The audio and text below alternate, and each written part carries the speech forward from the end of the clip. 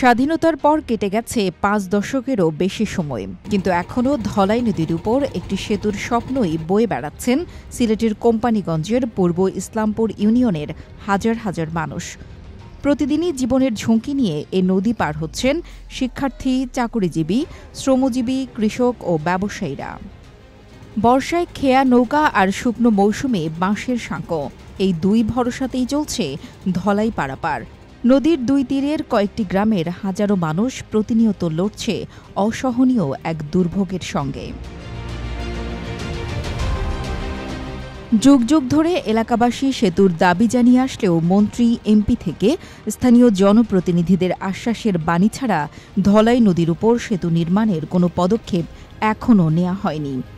এ দাবি জানাতে অনেকেই কিশোর থেকে যৌবন পার করে বৃদ্ধ হয়ে গেছেন।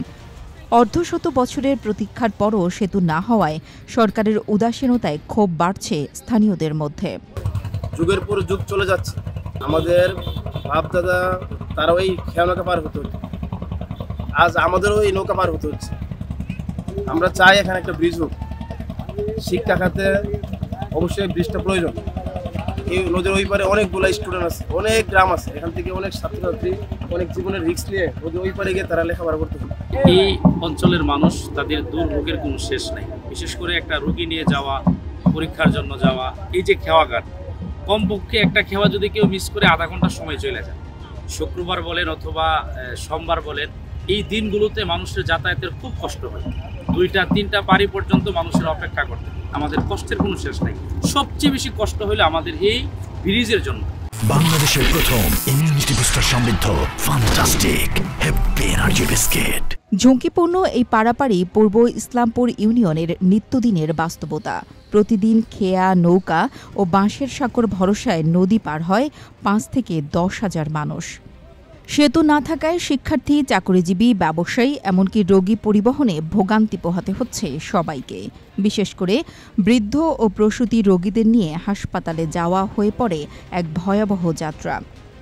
উন্নয়নের ছোঁয়া যখন দেশের সর্বত্র, তখনও একটি সেতুর অভাবে থেমে আছে এই জনপদের অগ্রযাত্রা। এখন আমার মারে বাড়িতে রেখে আমি ওষুধ আনতে গেছি, মারে যে এখান থেকে নিমো এরকম সিচুয়েশন। এখন নিতে হইলে গাড়ির দরকার, গাড়ি তো নয় আমাদের, আমরা অবহেলিত। ডেলিভারি রুগী তো এটা বলার মতো।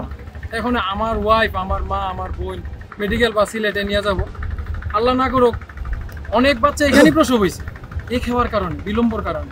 আমরা প্রতিদিন স্কুলে যেতে হয়, এদিকে তো যাওয়ার পথে যদি একটা দুটো মিস্টেক হয়ে যায় তাহলে আধা ঘন্টা চলে যায়। স্বাভাবিক তো আমরা যখন কোনো পরীক্ষা হইতে চাই তাহলে আমরা অনেক সময় লেট হয়ে যায়, অনেক সময় বিপদ হয়ে যায়, নৌকা ডুবে যায়, অনেক কিছু হয়ে যায়। তো অনেক বড় বড় নৌকা চলে, তো বড় বড় নৌকা চলার মধ্যে যদি একটা দুর্ঘটনা ঘটে যায় অনেক মানুষের ক্ষতি হয়ে যায়। এত মানুষ আমরা এবার ওপার পারাপার হই, আমাদেরটা কেউ দেখে না।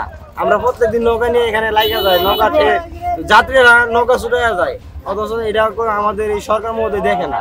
আমাদের দুর্ভোগ যেহেতু সরকার মহোদয় দেখে, এটা আমরা আশাবাদী যে সরকার আসুক, আমাদের একটা ব্রিজের দরকার, এই ব্রিজের আমাদের হয়।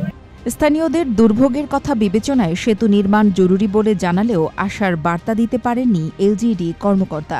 ঢাকা থেকে টিম আসছিল, এটা ফিজিবিলিটি স্টাডি হয়। আমরা যদি কোনো ব্রিজের প্রস্তাবনা দেই তো এটার উপর ঢাকা থেকে ফিজিবিলিটি টিম সেটা স্টাডি করে এই ব্রিজটা এখানে হবে কিনা বা ঠিক আছে কিনা। তো ওইখানে ওই ফিজিবিলিটিটা ওই ইকুয়েশনে ফেল করছে। আপাতত ইয়েতে নাই, ওই জায়গায় অনেক আগে গেছিলাম আমরা, ওই টিমটা এসে ওই তারা দিছে যে আর এখন তো বড় ব্রিজ লাগবে, ওটা তো ছোট ব্রিজে তো হবে না। আর ওদিকে তো অনেক নৌকো তো চলাচল করে, এটা হাইটটা অনেক বেশি লাগবে। তো হাইট বেশি হওয়ায় দুই পাশে অ্যাপ্রোচের তারা দেখছে যে জায়গার আছে, শর্ট আছে, প্লাস অধিগ্রহণ করা লাগবে অনেক জায়গা। তো পরবর্তীতে তারা বলছে অন্য চেইনে যে অন্য লোকেশন ফিক্স করার জন্য। তো আমরা অন্য একটা লোকেশন ফিক্স করে আর একটা অন্য প্রকল্পে দেখি এখন আমরা পুট করার চেষ্টা করবো আর কি। এলাকাবাসীর আকাঙ্ক্ষা ধলাই নদীর উপর স্বপ্নের সেতু, যা বদলে দিবে দীর্ঘ প্রতীক্ষার দিন, জীবনযাত্রা, শিক্ষা ও স্থানীয় অর্থনীতি। কবির আহমদের পাঠানো তথ্য ও ভিডিও চিত্রে ডেস্ক রিপোর্ট, কালের কণ্ঠ।